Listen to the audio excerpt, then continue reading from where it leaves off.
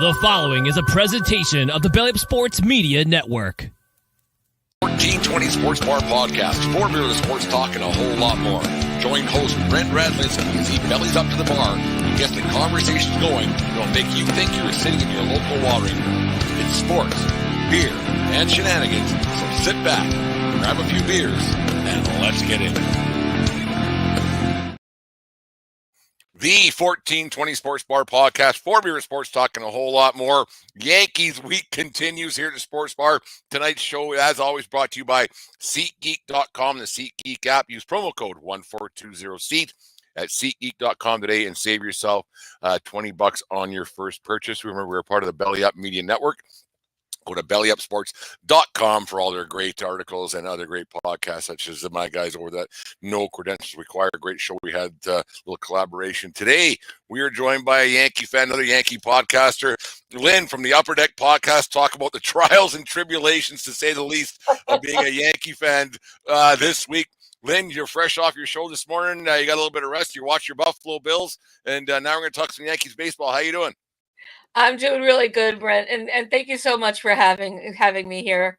I'm really excited to be with you tonight. No, it should be a lot of fun. The Jesus, down 2-0 so far. The Yankees are a couple of games that they, like last night, the Saturday night game, game 2. They came up a little lame. They made a good comeback in the ninth. So they thought they were going to win, but that game 1, the Garrett Cole start, like we talked off air a little bit, wasting that Garrett Cole start.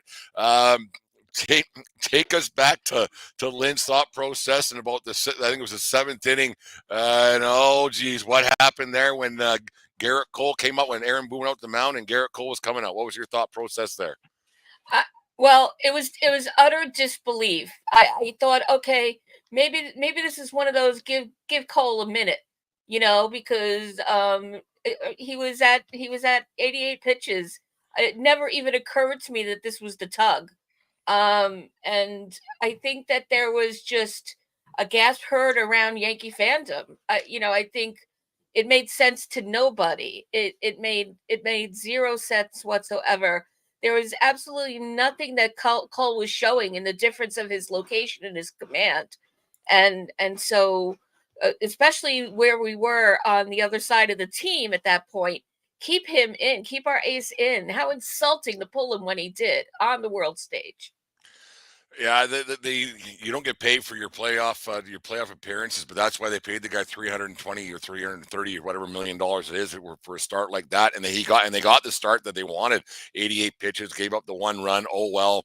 Then go to we'll get to how the rest of the game played out. But I was completely shocked that they made that move, because you really want to use your horses. That's why he was there. You want to use your guys, and you want to make sure you have a chance to win it. And Cole gave him that chance to win, and I was quite shocked. It's tough opening for sure, and then end up losing. The next really confusing thing to me was when Nestor Cortez was brought out in the 10th inning. I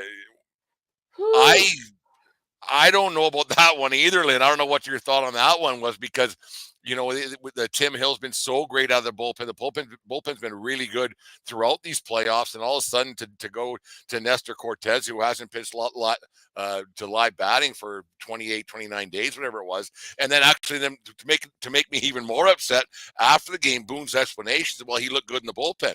Well, Tim Hill looked really good towards live batting. I didn't understand that move. What was your thoughts when Nasty Nestor came out? I was very happy to see Nestor on the roster. And I thought, okay, you know what? This is smart. Although we haven't seen him since September 18th, this is smart, because they're thinking bullpen game or some facsimile of it, and he's gonna come in, for like the middle innings, relief, and just give him 3 outs and get him out of there. The last thing that I ever would have thought of is what we got. And so Boone has made, the thing about Boone is he was a great surprise during the postseason, during the DS and the CS. I don't think there was much to complain about with his decisions. And I think, and we talked about this a little bit on the Upper Deck this morning. This is really his first World Series. And so I don't know if it was nerves. I don't know if the wrong person was on the other end of the phone that told him to go do that. But it, and it was really unfair to Nestor. And proved out. Yeah, you know what? That sim games and looking good in the practice doesn't really equate to like actually doing the thing. Yeah, pitching a sim game at when no one's watching, all of a sudden you're in front of 50,000 at Dodger Stadium in the 10th inning, and you haven't pitched a couple in a month and on. There's a lot going on there that I don't think that I'd be able to handle between my own ears, let alone anybody else's. I was completely shocked. I like as bad as the outcome was of that game one, losing what was the final was 6-3 with the Freddie Freeman grand slam. Yes. The only thing I took a lot of solace, not even a little bit of solace. I took a lot of solace in the fact that the Yankees or the Dodgers only got what the Yankees gave them. And so the Yankees had a shot to win that game. They should have won that game.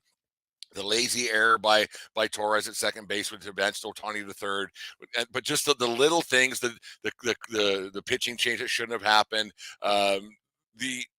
The Dodgers they capitalized. That's what good baseball teams do. The Dodgers capitalized, but the Yankees, if they would have just played 3% better, they get that. They win game one and they get that split that Yankee fans are hoping for going back to the Bronx. Right. What's your thoughts on that? Like they just had to play a little bit better. Like 3 mistakes was all it was. Right. And the only thing I would add to what you say is the other thing that Boone did that was really a mistake. And I don't think this is just hindsight here, is pulling Torres out and putting Cabrera in. I didn't understand that at all. And I am a Cabrera bandwagoneer. I've been furious at how underutilized he's been the whole postseason. But this was not the time or the right moment. And really, Torres, this isn't the time to put him in timeout. So yes, bad play and costly. And although Cabrera has been really lights out at first, as far as I'm concerned, bad error on his part that was also pivotal for the end of the game. Well, so that's the thing. It's like, okay, because Torres' bat's been pretty good. Like really, he's been getting on base quite a bit. So what happens if it went to the 11th inning, 12th inning, and all of a sudden, Gleyber Torres is getting his butt spanked because he made an error. That was a big mistake and then putting a guy in for a defensive substitution that late in the game. I don't think that ever works. It not ever. I shouldn't say ever because it's probably happened once or twice in the history of baseball. But to throw a guy in there, it's just like, what are you doing here? Like, quit being the smartest guy in the room. We talked about Aaron Rodgers off air being the smartest guy in the room. It must be an Aaron thing because Aaron Boone was all of a sudden making these changes. You're like, what are you doing? Yeah, and he loves to play chess. We see it all season long. Playing around with the lineup all the time and that kind of thing. This is not the time to make these sort of machinations. Stick with the formula, the guy. And no, you don't take those kind of risks and gambles. And in his head, I'm sure he didn't think of it that way, but it was just out of the norm, and you got to expect that, and roll with it. But at the same time, Gleyber's not the one, and Gleyber doesn't need that in his head either, because he's been an outstanding leadoff guy. I've always liked him. Remember since they got him from the Cubs in that trade for Chapman back in 2016? I've always liked Gleyber Torres. I've always liked him. Yep. Yeah. So, really bad move there. So, this we're going to be saying a lot of 0 cents during this discussion, I think. Yeah. Because there was a whole lot of nonsense in both games, but game one hurt in the way that it ended. It hurt starting with Nestor, but it hurt in the way it ended. And, that was the gut punch night one for me, was, that it ended in that spectacular walk-off fashion. I was a little revved up on caffeine yesterday when I did my morning show, and I had a few choice words to say about Aaron I Judge. And saw. it's just I was I a little caffeined I up, and watched maybe that. you will. You- Yeah, I get a little revved up sometimes, not often anymore, my old age, but we aren't talking about any of this stuff, any of it. We're not talking about the pitching changes. We're not talking about Gleyber Torres. We're not talking about Nestor Cortez coming in the 10th inning at all. And it's the elephant in the room, and Yankee fans don't want it. Well, I think Yankee fans want to talk about it a little bit, but the baseball world doesn't talk about it a whole bunch. But if Aaron Judge is just okay at best, 1 for 3, 1 for 5, like what you got the one base hit. But if he does, and I'm not talking a home run, if he does anything, we're not talking about any of this other stuff. If Aaron Judge can get off the schneid a little bit and get a hit or a home run, I'm not asking for a home run all the time. That's impossible. But something of substance. We're not talking about any of this stuff there, Lynn. That's right, because as we know, as Judge goes, the rest of the team goes. And it's fortunate that Soto and Stanton are still doing their thing, even though Judge is floundering. But you know this is really Judge in the postseason. That's not a surprise. So it's not a surprise, and yet I think the reason why it feels like a surprise is because of the number 62 mystique and the 58 home runs he hit during the season. And I think that those expectations were exponentially higher going into this one because of everything he's accomplished the past few years, being named captain because of it. And he has to be in his own head. I think that this is all mental stuff. And I think during last night's presser, he said that he has to figure it out, and that the team's relying on him, and he's not doing his job for the team. And actually, his words were, "I'm failing them." And so you're carrying that to the plate with you. Um, it's a heavy load, but you gotta figure it out. You gotta figure it out. It's not okay to be 1 for 9 in the postseason.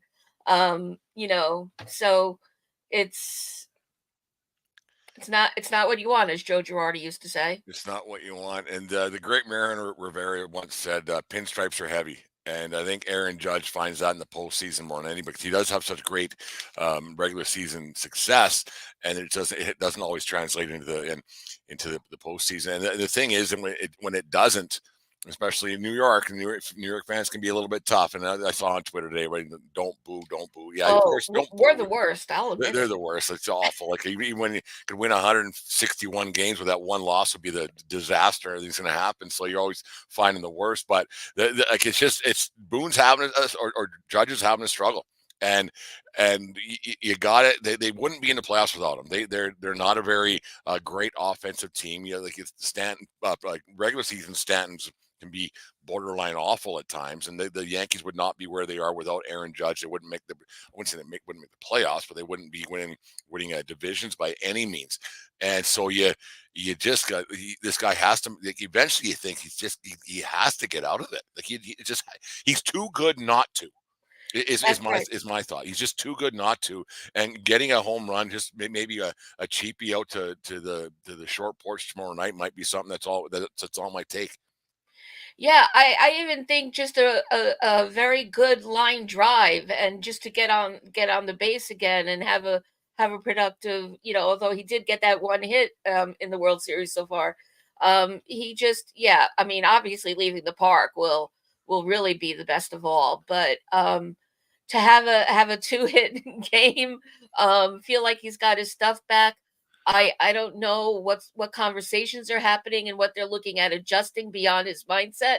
I don't see any change in the mechanics at the plate other than lay off that first pitch. And Judge has been doing that, I don't have the exact numbers, but and this is my beef with the whole team. Actually, there's a whole lot of that going on. And Judge, for all his cool demeanor, and his very low key way, is really pressing at the plate. And I think it's because of this urgency that he's the captain and he's got to be, the star. Well, speaking of swing at the first pitch, a certain someone's swung at the first pitch. He hasn't swung a bat in a week, and he comes up first pitch and flies out in the end of the game last night. I thought that was an odd. I thought that was odd too. Why is Well, Jason Dominguez on the roster if they're not going to use him? that's Like right. why? Why? You had so many other options, and you want to talk about, guys that haven't been playing on the regular, and Nestor's in September 18th for the other example. Trevi's been summarily benched for a really long time. Yeah. And Wells, not that Wells has been the hot Oh. shot. That that could be yes, you just said it all right there. Oh. But that I think that was the WTF heard round the world when Trevino came up, because you're right. We had Jason, we had Cabrera. You could have had that lefty lefty matchup if you wanted it. You're so big on it, Boone. Why weren't you even thinking about that? You have Grisham still on the roster. So, and Grisham, we could say a lot about how, he's all about the glove. It's really the big reason why we got him. But he'd been clutch, several times during the season. Basically anyone but what they did. Again, is there a I negative was. zero, Brent? Is there such a thing? Because I was, Lynn. I was shocked last night. First off, I was saying, okay, well, when Stanton got on, Stanton not fleet of foot, probably runs like I do. And I was thinking, okay, mate, and then the broadcasters, I don't think have been great because I watched the Smoltz, and yeah, not my ugh, favorite, but we're we're on the same page here, Lynn. I mm. like you a lot already. We've only known each other for 23 minutes so far, but I I was thinking, okay, maybe because you need that run. I know the run doesn't mean a whole bunch, but every run means a lot. And so you have to push Stanton across him, because if you push runs across, then it puts more pressure on the defense. And I didn't understand why they didn't pinch run for Stanton. I maybe you're different. I was just kind of odd with that one, because yes, you need more runs, but yes, you need more runs. Like I get it, and you can't play for the 10th inning if you don't get the 10th inning. That's right. Like That's right. I was just like, what am I missing here? I know I'm a 50-year-old Canadian who's never played a game of professional baseball in his life, but I was just thinking you need to push these runs across. You need to steal a base, because they had some opportunities last night to do that because they had a little bit of they had some juice cooking in the ninth, and I was excited because the rest of the game got one hit until the ninth, and I was excited, and I was saying, okay, steal a base, maybe bunch a guy over, whatever, small time Right. baseball, and then they just didn't. Right. And so again, I'm going to say Cabrera wasn't being utilized. Have him come in and pinch run. Yeah, Ellis, you brought Ellis on the roster for the CS for the sole purpose of pinch running for Giancarlo, for basically. And you don't have that.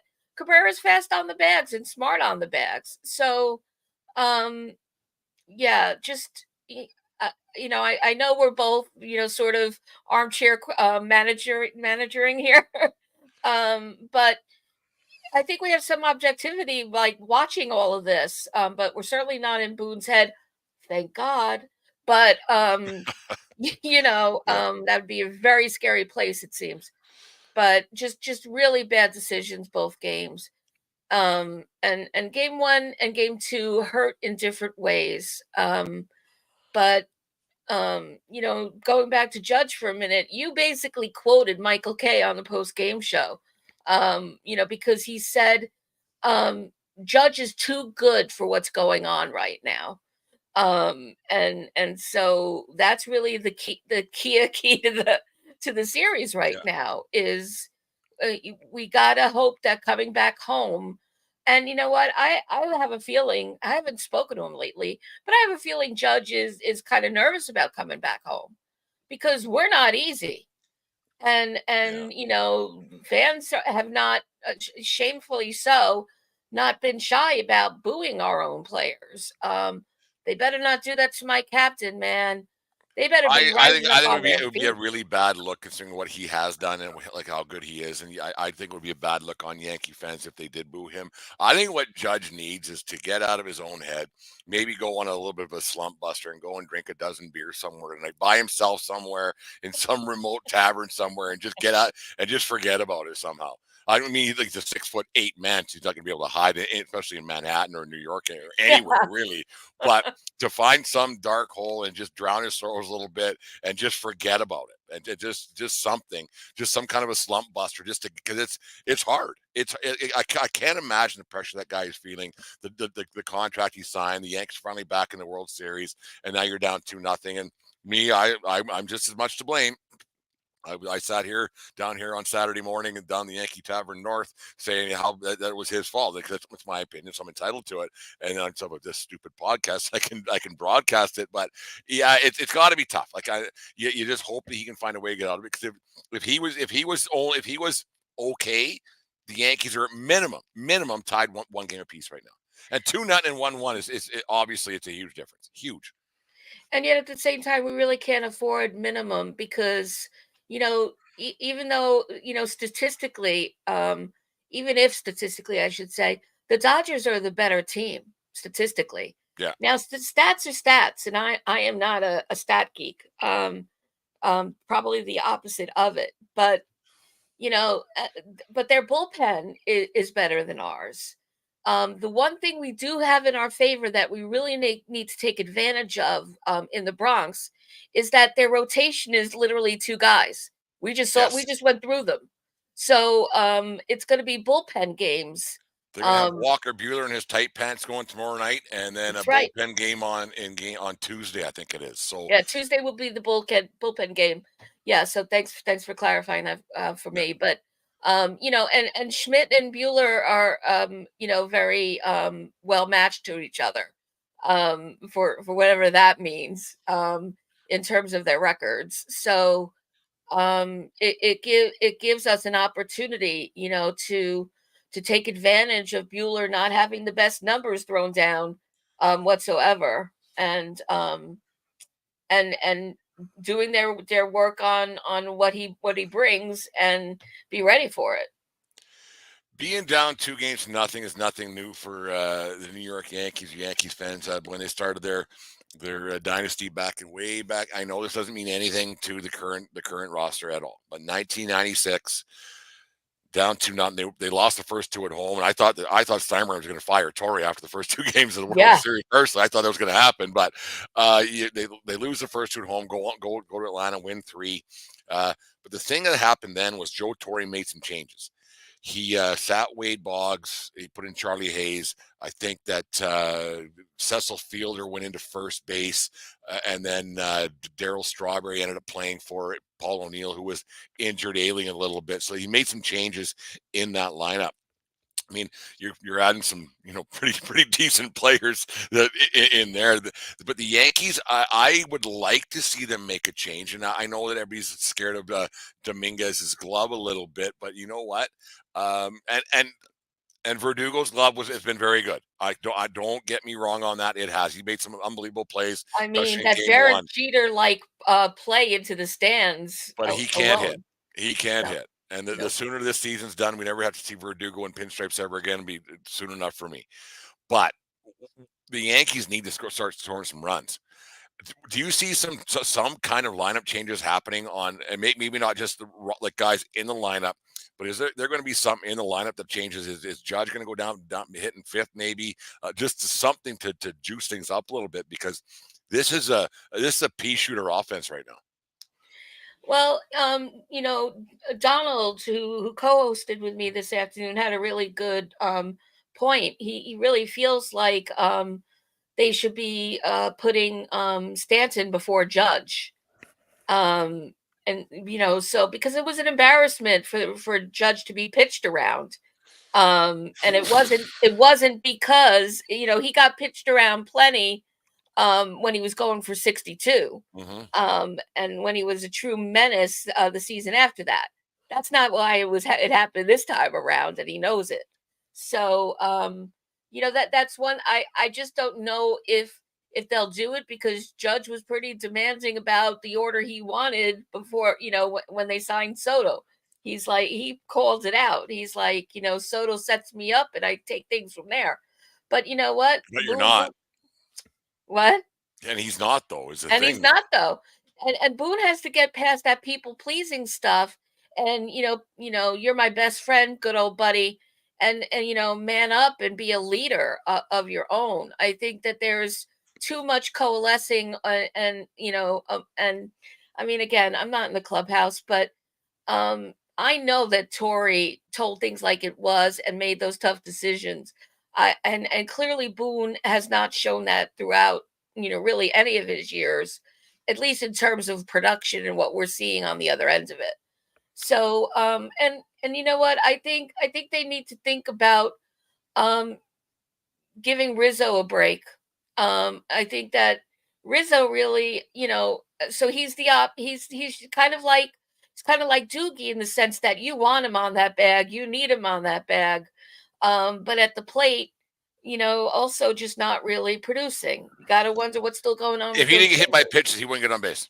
Yep. Yep. That's the quickest way of saying it.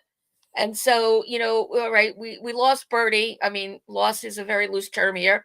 But so again, you have Cabrera to stick there, and give Rizzo some time off. I think in terms of the order, I would have thought that we should have done something with Volpe.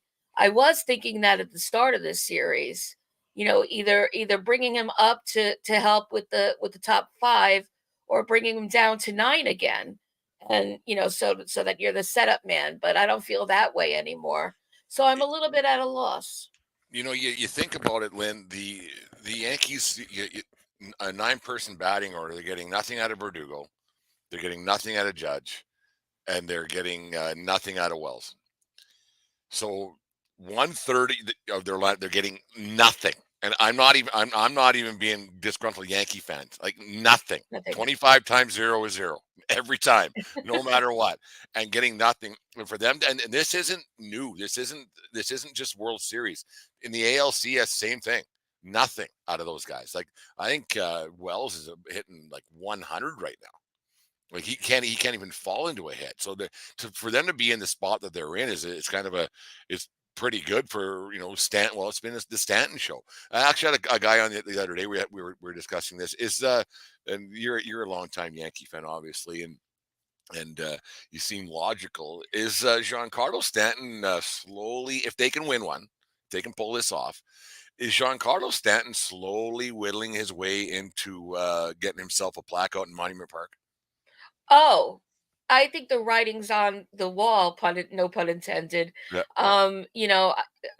Listen, Stanton is baking a cake for Hall of Fame, and Oh that yeah. shocks people to hear, but he is this close to Hall of Fame.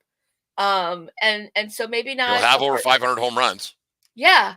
So exactly. And so and I think people forget that and underappreciate him, because he really is here for the postseason. It's why they have him, and so then I think they knew that, in some sense, when they got him, and they got him out of a nowhere team. But that's been his way all the way along. Lights on in the postseason. But you know what? When you have everyone else, lights down, and you haven't paid the bill for your electricity bill in a few months, you need that. And you're right. There are two men carrying the team, and it's Soto and Stanton, and that's not sustainable. No, it's not, because you can pitch on those guys. Done. Put them on.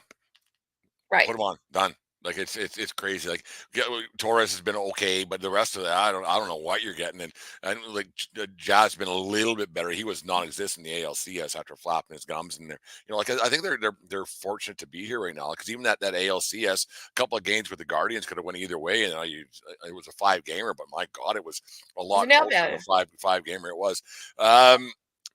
I was listening to your show or watching your show this morning, and they're talking about, and this is another thing I can't stand about Fox, because I'm schmuck, but how they keep, well, first off, they said, and this because I was doing something, I kind of watching the pregame show, and then they said, I can't remember how they worded it, I'll paraphrase here, but they said Volpe took the torch from Derek Jeter, and I whoa, well, he didn't. He didn't, because there was a guy who played a pretty good shortstop for quite a while for the Yankees by the name of Didi Gregorius. So that's the first, because I love Didi, Thank you. because I thought Didi was the perfect replacement for Jeter.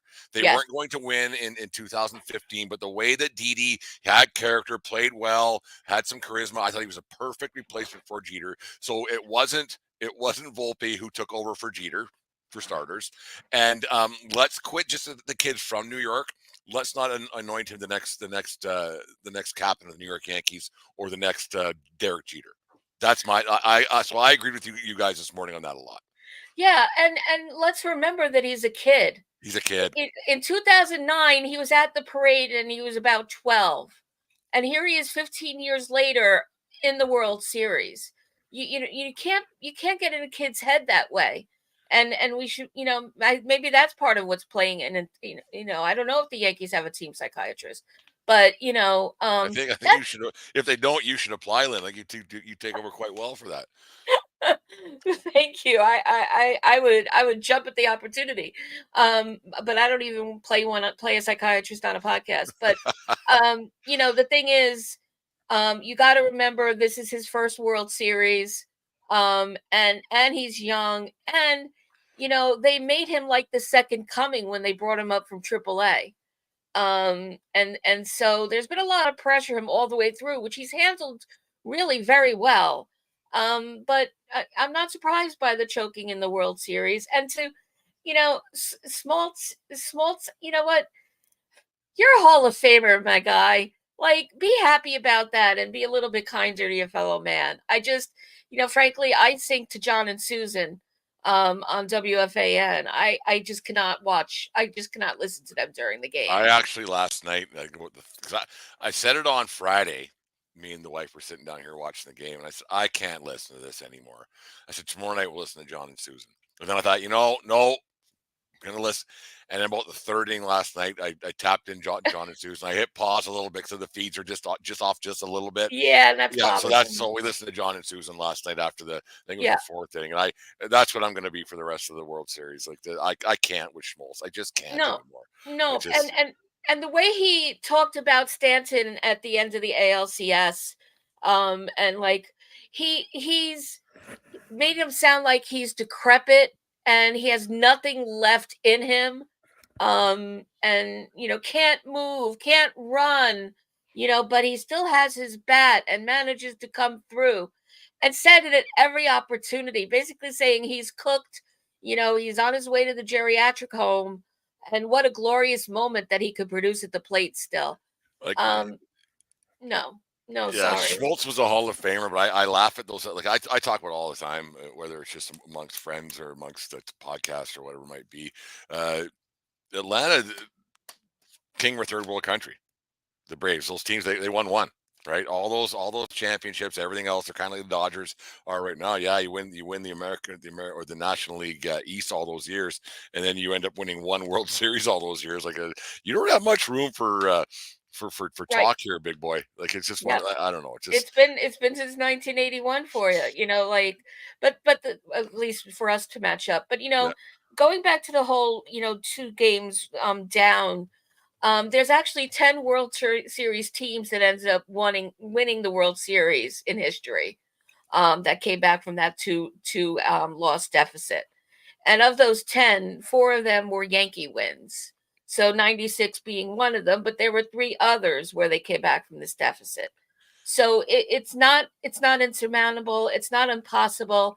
And home field advantage would have been great. If we had been first seed over the Dodgers, great. It's unfortunate that when we win, it won't be at home. But these 3 games in the stadium are really going to be the difference maker, I think, here. No, I think. Well, let's do this. I was going to leave this for half a second, but if the Yankees can come back and win, what's your thoughts? What's got to happen? Well, score more runs to their team. Real simple one. Try that. For starters, take advantage of Bueller. Make him tired. Tire the guy out. He, low ERA, low experience. And you know what that means though? Reading your pitches better. Mhm. Know what to expect. Don't first swing. And just be patient at the plate. Make him work for it, to get to that pitch that you'll do something with. They have not been canny about that at all. So get them tired early, and force it to be a bullpen game tomorrow night. And then really leverage the bullpen game on Tuesday night. And so, that would be one thing. The other thing is quite obvious. Figure it the frig out, people. You know, um, I'm really hoping that there's serious one-on-one meetings and some serious mechanical work going on, and some talking. Yeah, I would have them on a couch talking to them. But they got to get their head squared away, the rest of them. And it starts with the mechanics, and maybe then the head will follow. But Judge has to come in, and game one, if he, like, and I think you already said this, Brent, if he doesn't do something, if he doesn't produce, if he's not responsible for at least one run on that board, then we're a little bit less confident for 2 and 3. I would really, really like them to put up a crooked number in the first inning tomorrow and get that crowd and keep that crowd going, because we said Yankee fans can be fickle, and all of a sudden I know you're paying $2,000 and $3,000 a seat, but it wouldn't surprise me if the fifth inning and things were falling apart, people start leaving, and because they can be a bit fickle, and they got to put up a crooked number, get a lead, and hold on to a lead for a while. And I'm like, yeah, you don't want to fall down 3-0. We all have them 2004, and now we're going to bring that one up again. But three, it's not impossible, but it's impossible. They have to win. They have to win tomorrow night. Like, Yep. flat out have to win tomorrow night. If you go down, if you lose and then can get that other game, go to 3-2 and go back to LA, you never know. But going down 3-0, it's just demoralizing, deflating. But keep the crowd in it, because that Yankee crowd is going to be wild. Like, there are probably people lined up at Billy's and stands right now for tomorrow night. Oh And yeah. yeah, Oh, so there's no. I would not be surprised in the least. yeah, And the thing is, I'm going to talk directly to the fans right now. If you're leaving in the fifth, sixth, seventh inning, who are you? Are you really a fan? We had an ironclad rule in my house, and here's why it happened. It was in the 70s, so my father was still taking us to the games, and yes, I just aged myself. I don't care. And my father hates traffic, and we were down miserably in the seventh inning. He's like, he wanted to get a jump on traffic. The game was over. And guess what? We're in traffic. We're not even out of the parking lot.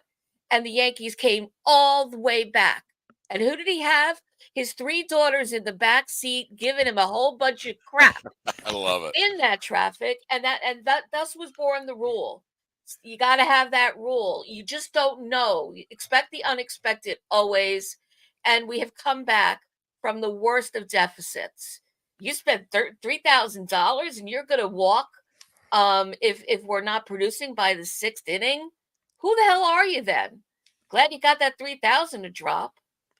I've left because I use, like I said before, I would go there every year. A couple of years I couldn't because of the pandemic, but 2000, I think it was 2015. The Yankees weren't very good, and I was there at the end of the regular season, and they had the Red Sox for their last the last series at the stadium. So I was down there, and it was raining. It was the last game of the week. It was a Thursday night game, and it was raining like crazy. And I stayed until about the 6th.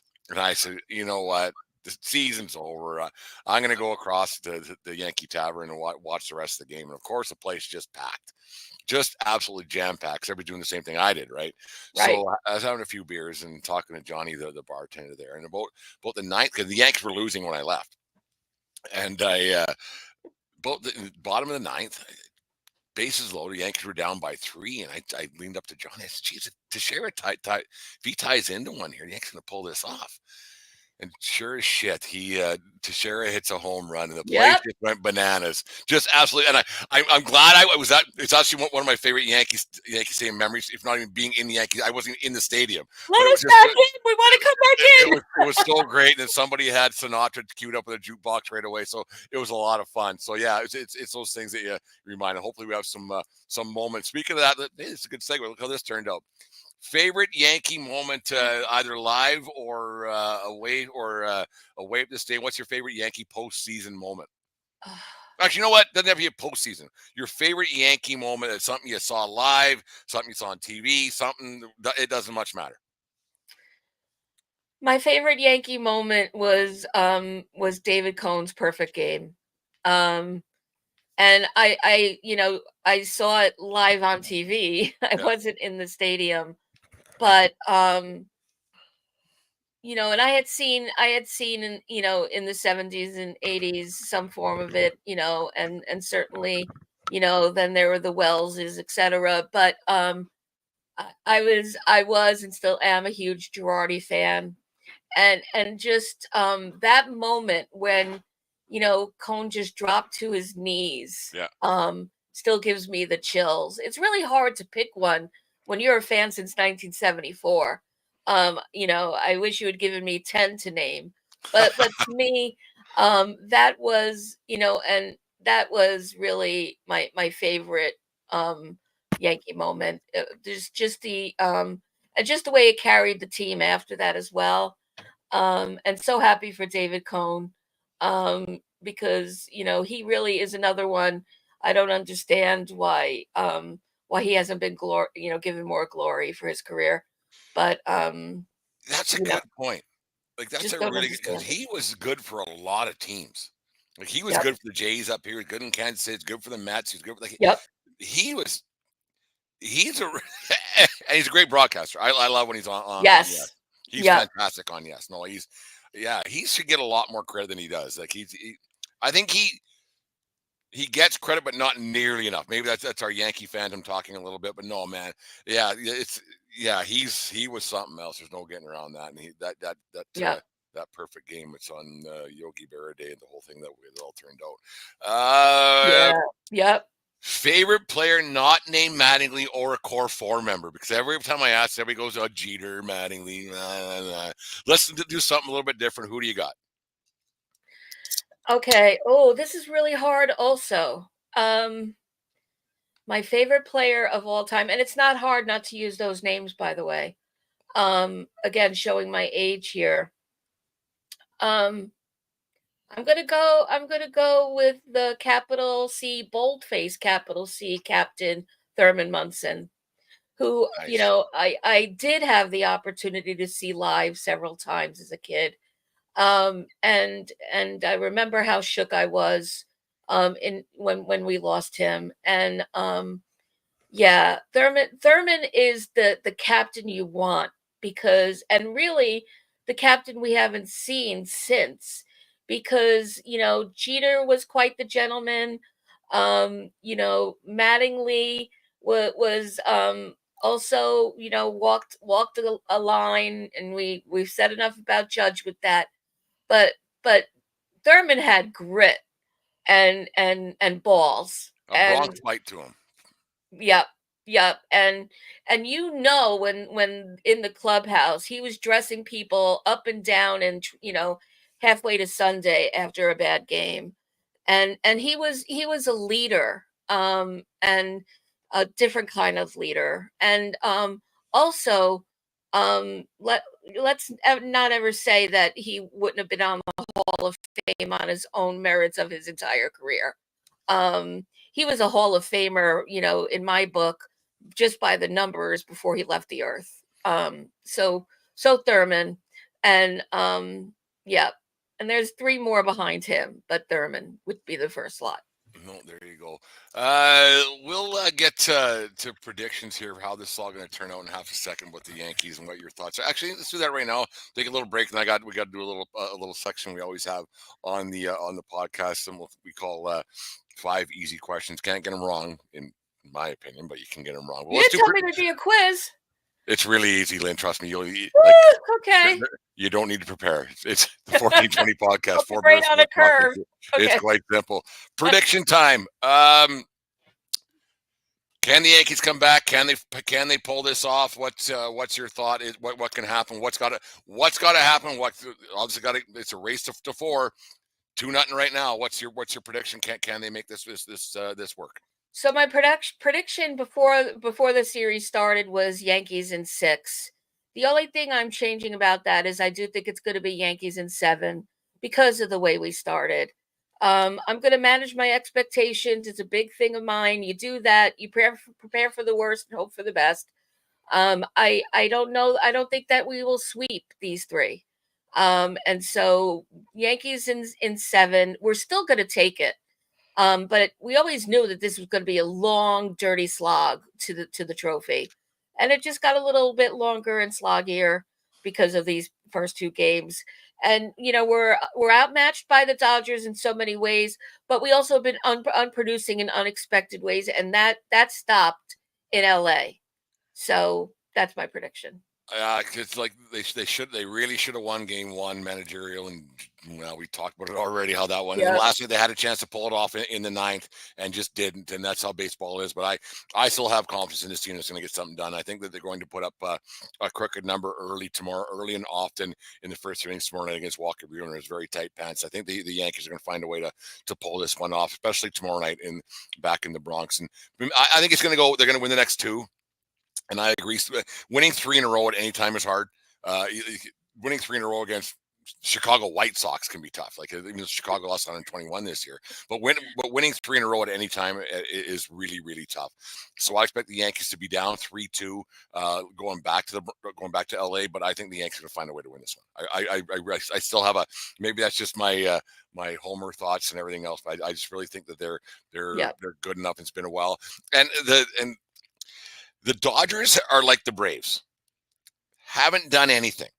The Dodgers have been winners of the National League West for how many years? And they have that 2020 3-quarter World Series. It counts. I get it. But they've been right there forever. And they've haven't done anything since '88. Right. So I maybe they're exactly the same as the Braves were. Who knows? I don't know. That's just I'll go with that. Yeah. Throwing enough crap on the wall, and something's bound to stick eventually, right? It's one of those things. Yeah, it seems to be Boone's entire managerial approach. Yeah. Take a little break here from get a ad from our friends from Righteous Felon Jerky and come back with 5 easy questions for Lynn. Righteous Felon Craft Jerky is the official jerky of Belly Up Sports. For over a decade, Righteous Felon Craft Jerky has led the American meat snack revolution by concocting delicious, adventurous, U.S.-sourced jerky recipes for uncompromising carnivores across the country. With 15 different flavors to choose from, Righteous Felon has all jerky lovers covered, and by using promo code BELLYUP, you will get 15% off your purchase at RighteousFelon.com. Do your taste buds a favor today and rip into a bag of Righteous Felon Jerky. Thanks to Righteous Felon Jerky for being a sponsor for Belly Up Sports and the 1420 podcast. Use promo code Belly Up for 15% off for the best jerky in the land over there at righteousfelon.com. 5 easy questions, Lynn. You can't get them wrong. I promise you. You can't get them wrong. I studied during the commercial. We'll go easy. You did some studying, I hope, between your ears. That's all you got to do. You ready to go? 5 easy ones. Lay it on me. What do you put on your hot dog? Oh, okay. I'm already failing. I put both ketchup and mustard. That's fine. I put all the jalapenos, onions. I put it all in. I load it right cheese.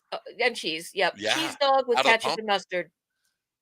Oh, absolutely. Yep. And if I'm dirty dogging it on the streets in New York, then I got to have the onions.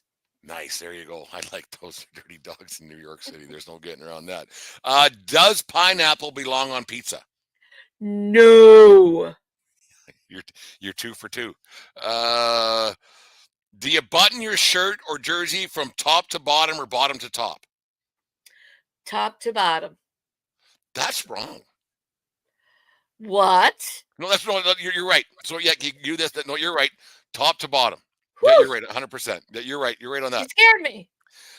Coolest Yankee memorabilia, merchandise, something that you have, the one you have. Coolest one. This one right here. And this is my Cy Young bobblehead, Garrett Cole. There you go, Garrett Cole. Waits to start on Friday night. He'll get another one. Game 4. He'll be back out there. Yep. Last one. First concert you ever went to. Oh, Forest Hill Stadium in Queens, Genesis. Really? Yes. Nice. Yeah. That's a good And anyone that knows Forest Hill Stadium in Queens, a small venue, seeing Peter Gabriel and Phil Collins so close I could touch their noses. Yeah. No, that's fantastic. Lynn, this was a lot of fun. I had a great time. I watch your guys' show on Sunday morning. It's Yankee talk. You get a lot of people chiming into your comments in the chat and thing, and you really engage your viewers and listeners. I think you guys do a fantastic job. This is a lot of fun.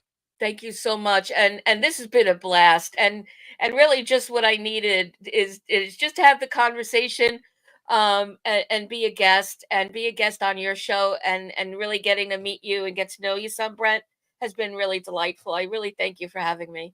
Hopefully, by next Sunday, the Yankees are World Series champion 7 days from now, and Game 7 will be next Saturday night. So you never know what could happen. Tell everybody that our listeners and viewers where they could find your stuff and what you got going on.